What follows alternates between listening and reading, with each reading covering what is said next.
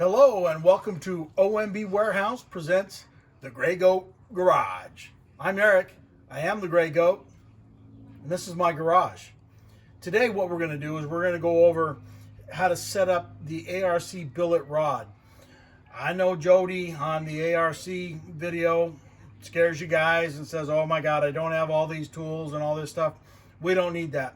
We're backyard approach here, and if I can do it, you can do it. Okay, so what we have here is the ARC 6270. This is the standard length billet rod for the Clone GX200, 196cc Hyson Coleman type engines. What we're going to do is show you how to plastic gauge that on with this crankshaft here. Best to have the crankshaft out of the block. If you try and do this with the crank in the block, very, very difficult. So let's see what we have here. In the package, we have 2 bearing shells, and wrapped up like jewelry, we have the ARC Billet 6270 connecting rod. This is the stock length for the 196cc engines. So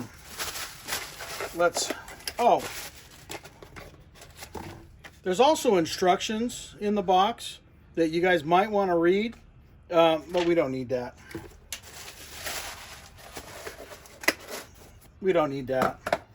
Okay, so be careful with these. These are the bearing inserts for the connecting rod, and they will be slightly smashed together, but be gentle taking them apart. First thing we need to do is take the rod caps or the rod bolts out of this rod, and that's easier said than done, because they put them in a little bit tight from the factory. But because I have incredible strength, I'm just going to go ahead and loosen these up. What you're going to need for this procedure is an inch-pound torque wrench, a 12-point quarter-inch drive socket, some oil as a lubricant for the threads on these bolts,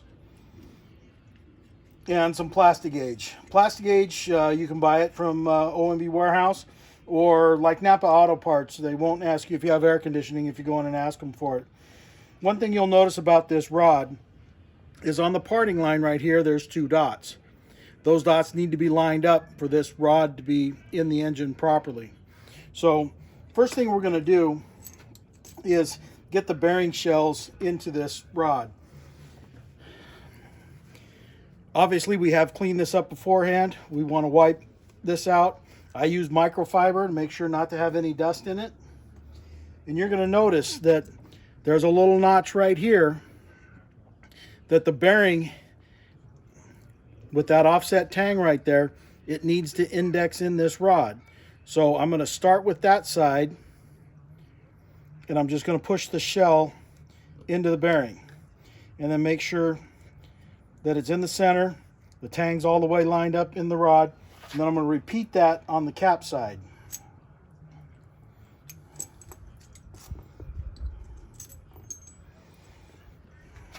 Okay, so start the tang there. I put my finger on it to get it level, and then I'm just going to rotate that in until it's flush. What I like to do is I will put this rod back together, and I'm going to put a couple drops of oil on my rod bolts. I never want to put these rod bolts in and out dry. That's really hard on the threads and not good on these parts. So let's get these screwed back in here.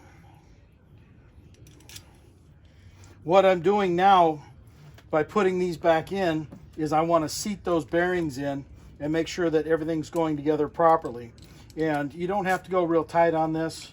Just get it together and make it so you don't see the parting lines. The parting line is where the rod cap comes off the rod, and so many people have called me and said, hey, I've got a one-piece rod, how do I put it on? Well, ARC does such a fine job machining these connecting rods that you don't see the parting line. Okay, so now that I have the bearings seated in there, I'm going to take these rod bolts back out. And now I'm going to put the rod in the vise. What I have here in the vise is what's called a soft jaw. It has rubber that's stuck to aluminum, and that's going to keep me from damaging this rod. If you don't have soft jaws, then use a couple blocks of wood and just clamp it down nice and tight. We're going to support the crank from this rod. So get it in here, and we're going to get it pretty snug. Okay. What I want to do is I'm going to hang the crank in the rod. I don't want this crank touching the vise. It needs to be free, but it's important once we put the plastic edge on here not to spin the crankshaft, because that's going to wipe out the plastic gauge. Plastic gauge comes in little paper fold over things like this. What I'm going to do is I'm just going to cut a length of this, and on the inside is the plastic gauge. And this is the hardest part about this whole procedure, is getting the plastic gauge out of the wrapper. Probably should have prepped this before the show.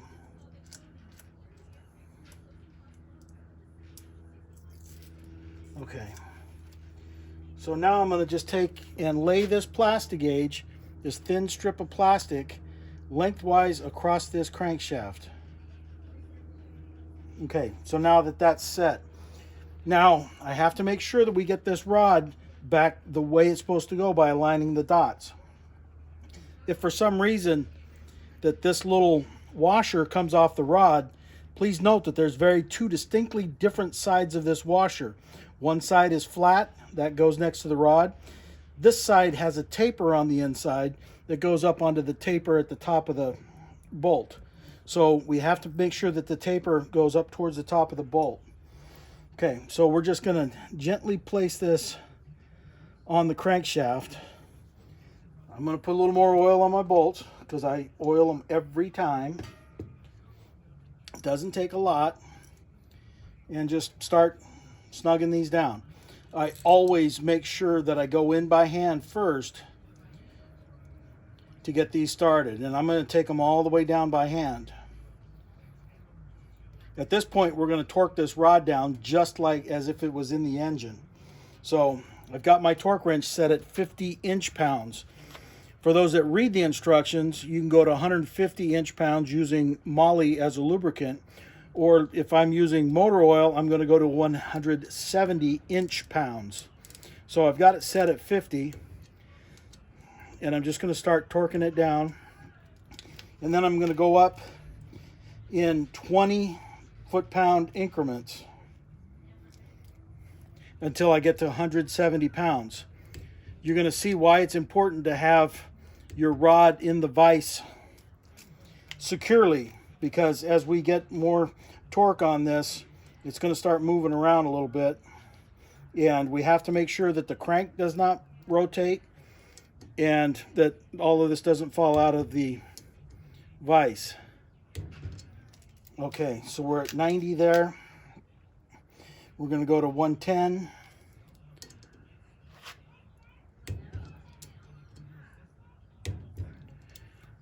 Then we're going to go to 130. If I had better eyes, this would be easier.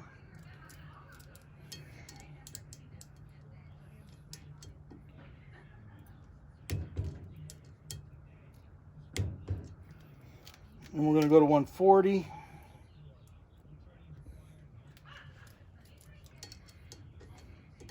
And then we'll do a final torque to 170 inch-pounds.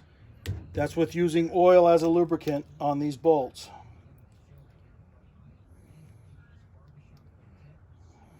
All right, final torque here.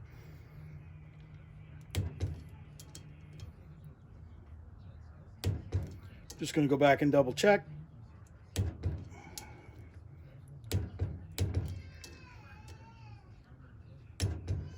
Okay, now I'm going to bring this torque wrench back down. I don't like using the torque wrench to loosen bolts, so we'll just put the little breaker on here and make sure not to move that crank. and then we'll loosen these bolts up.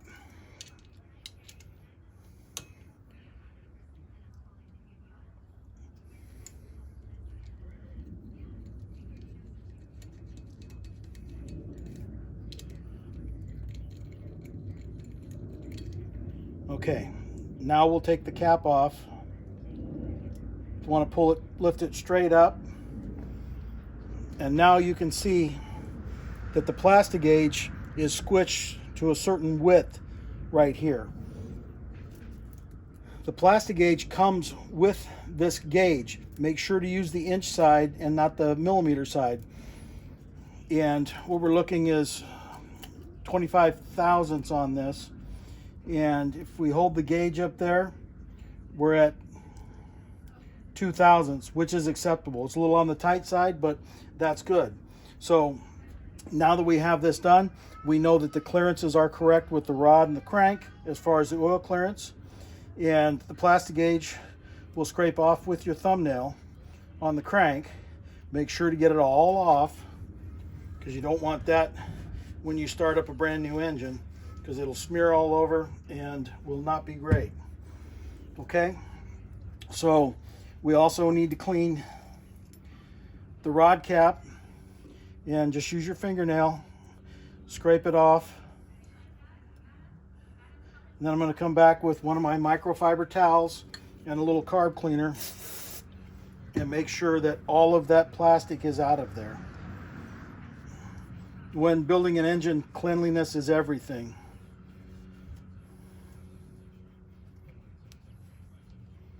Okay, so now the bearing shell is clean.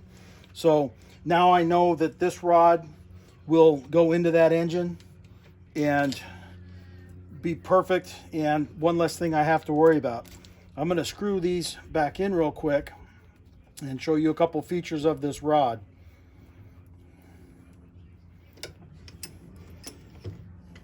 You're going to notice that the ARC rods have a built-in dipper. This is rifle drilled into the bearing itself, and it indexes with a little hole here in the bearing shell.